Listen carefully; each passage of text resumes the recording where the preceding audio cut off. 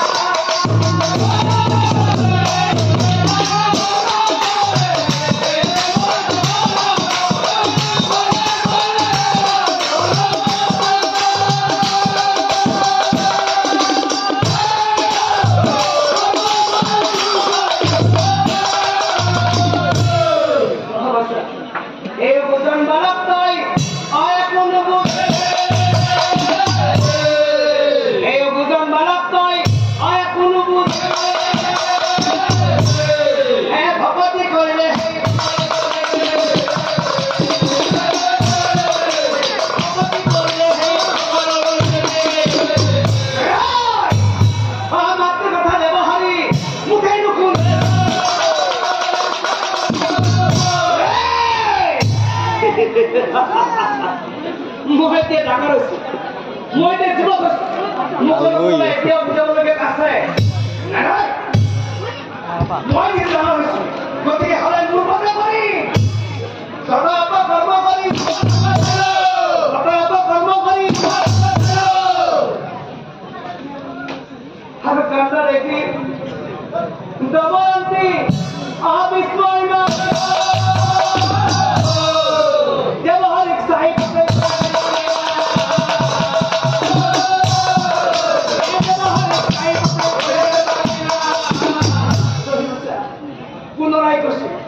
তোর মোর কথা মতে চল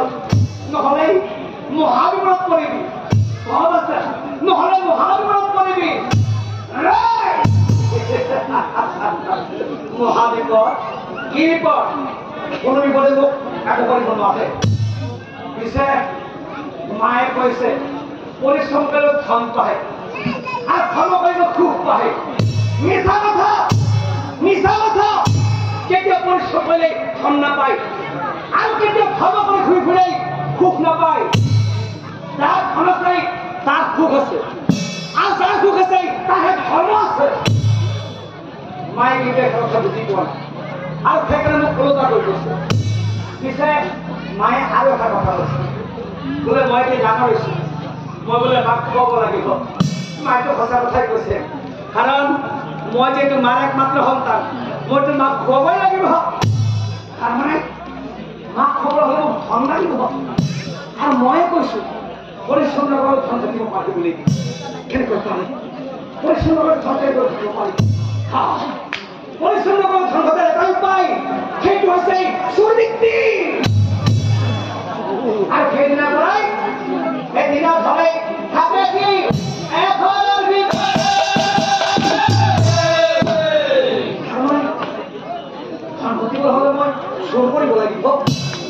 পাৰি পাৰি চুৰ কৰিব নোৱাৰিলে আৰু সহজ কথা চুৰ কৰিলেই হ'ল পিছে চুৰ কৰিম কিৰণাথৰ ঘৰত দুটা খাই ছাগল আছে আজি ৰাতি ছাগলী এটা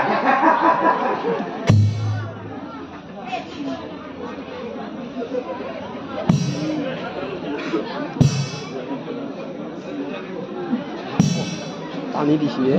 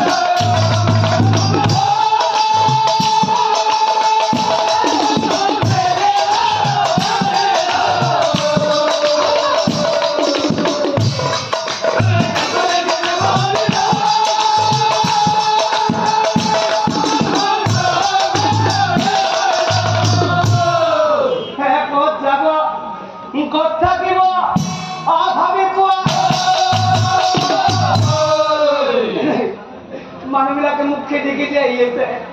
যদি লগ পাই তেনেহ'লে পানী ধৰি মোক মাৰিব মই এই বনৰ মাজতে লুকাই থকাই ভাল অকাম নিকাম নিৰহি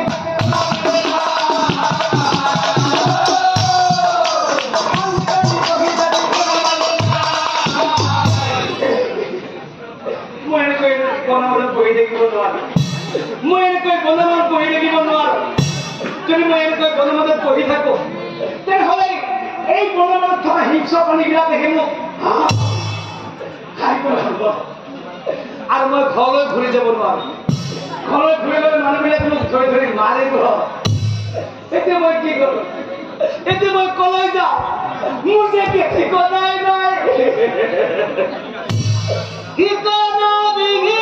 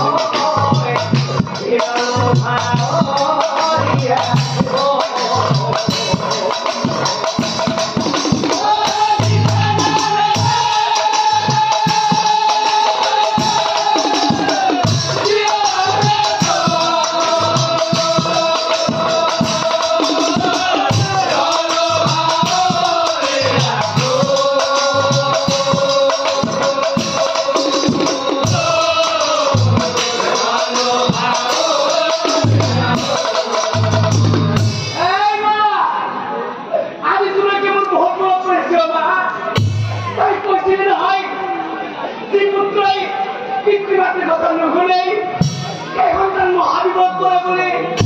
বাবা আমি তোর কথা করে করে বলতে সংসার ভমুতে হিসাব করব দিনে রাতে সংসার ভমুতে করি হিসাব করব দিনে রাতে হিসাবে কথা তোমায় ভগবান নিতে নিয়ে দিয়া কি করো নিয়ে দিয়া কি করো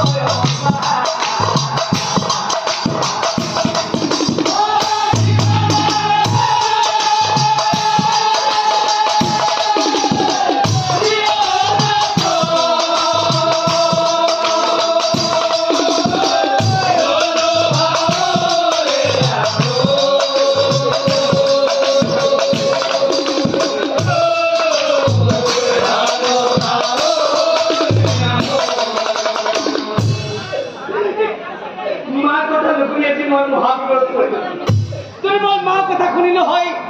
তেনেহলে আজি মোৰ এনেকুৱা দোষণ নহল মায়ে কৈছিল ধৰ্ম ৰক্ষকে ৰক্ষিতা অৰ্থাৎ ধৰ্ম তুমি ৰক্ষা কৰিবা ধৰ্মই তোমাক ৰক্ষা কৰিব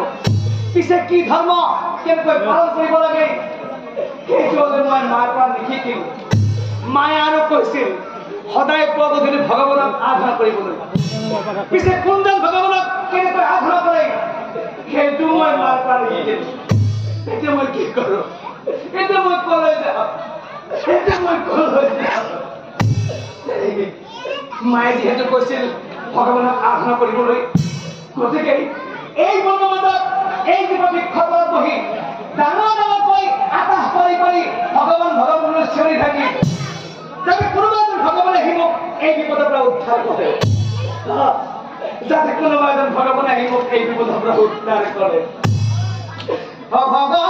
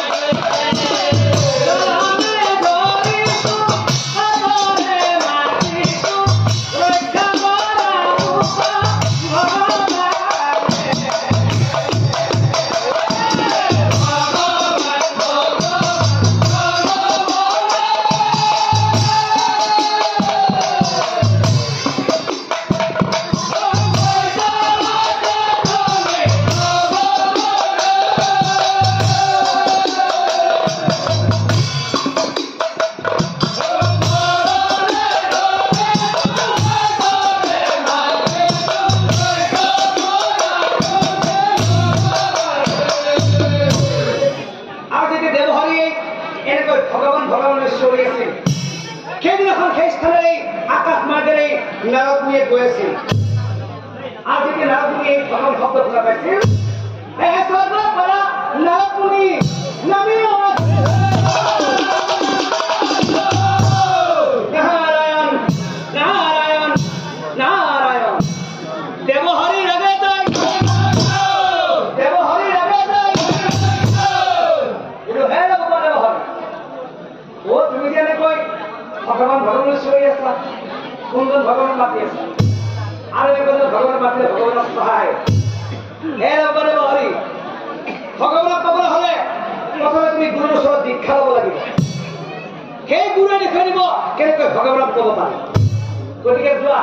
তুমি এতিয়াই মিথিলা ৰজা জনকৰ ওচৰলৈ যোৱা জনকৰ তুমি গুৰু কথা আৰু কেইজনক দেখুৱাই দিব কেনেকৈ ভগৱানক ক'ব পাৰো চোৱা এতিয়া তুমি মিথিলা লতা ধৰক প্ৰদৰ্শন হৈ যোৱা অ কথা শুনি দেৱহৰি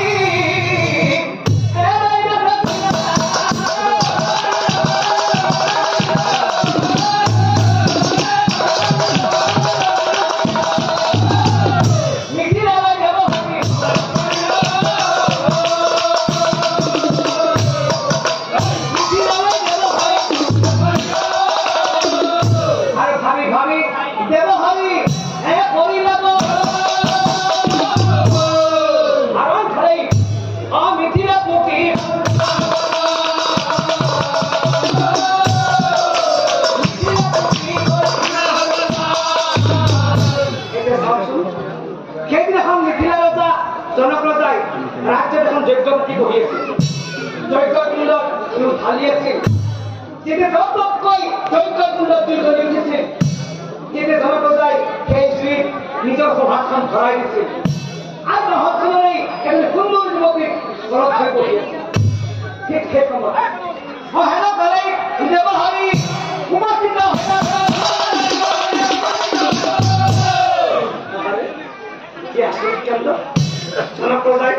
জনপ্ৰজাই যজ্ঞ কৰিব সুন্দৰ যুৱতী গল ধৰি প্ৰেমৰ লেখানা কৰি আছে জনপ্ৰজাক চাই বচাই জনপ্ৰজাক চাই বচাই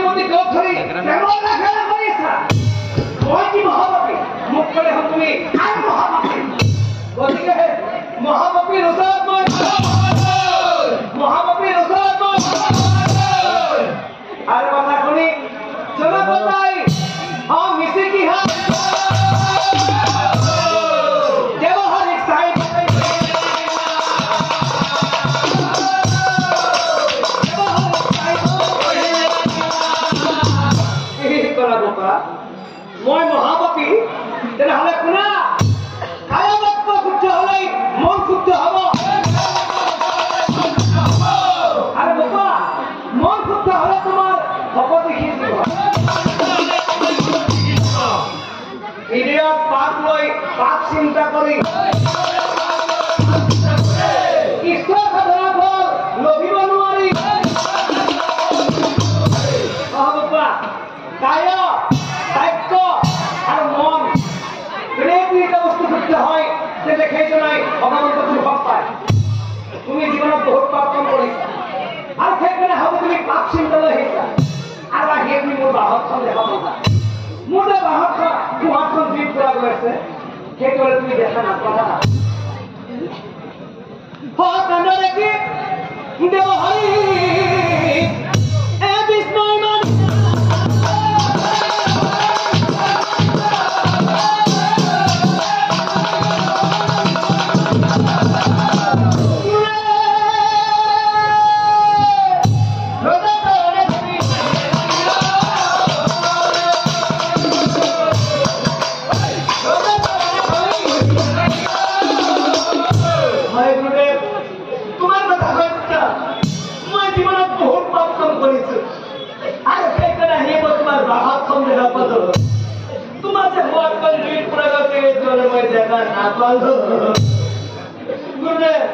তুমি মোক ক্ষমা কৰা আৰু আজি মই তুমি মোক কৃষ্ণৰূপে গ্ৰহণ কৰা কাৰণ হে নাৰায়ণ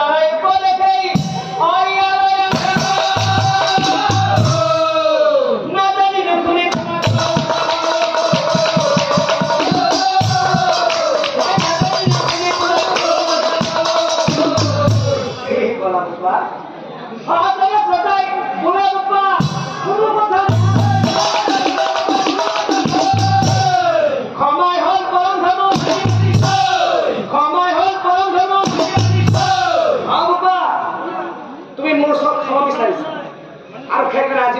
ক্ষমা কৰি দিব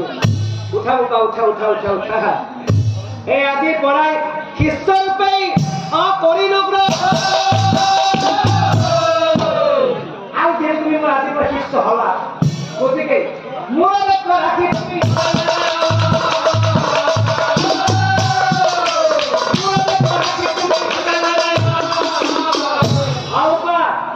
তুমি নাৰায়ণক ভজা কাৰণ ইমান দিন তুমি ভগৱানক চিনি পোৱা নাছিলা ভগৱান হৈছে জগতৰ প্ৰতি প্ৰভু নাৰায়ণ গতিকে যোৱা এতিয়া তুমি হিমালয় পৰ্বতলৈ যোৱা হিমালয় পৰ্বতলৈ গৈ একান্ত মনে প্ৰভু নাৰায়ণক ধ্যান কৰা আৰু সেই প্ৰভু নাৰায়ণক তুমি দিব নিশ্চয় জানিবা যোৱা এতিয়া তুমি হিমালয় পৰ্বতলৈ যোৱা আৰু কথা শুনি দেৱ হৰি এ ৰৈ নাথাক